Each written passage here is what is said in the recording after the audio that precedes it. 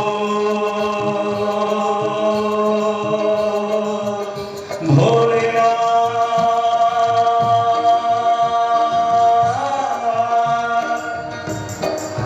Vishwanath her her Mahadev Shambho Kashi Vishwanath Gange her her Mahadev Shambho Kashi Vishwanath Gange her her Mahadev her her Mahadev her her Mahadev her her Mahadev.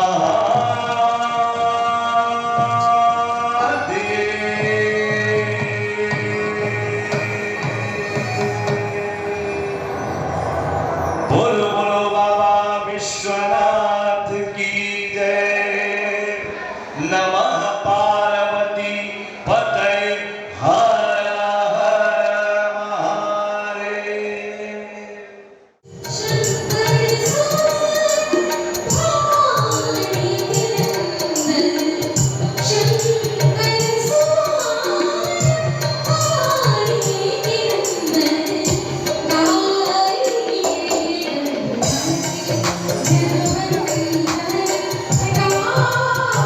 Thank you.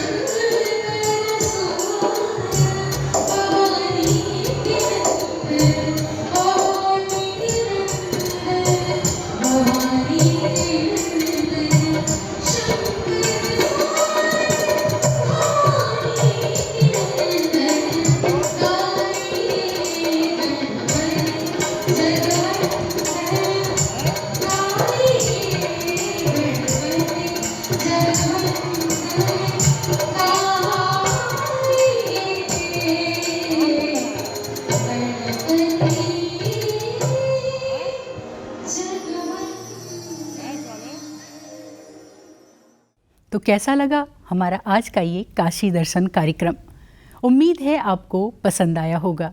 तो ऐसे ही कुछ नए और रोचक पहलुओं के साथ आपसे फिर होगी मुलाकात। तब तक के लिए अनुमति दीजिए। नमस्कार।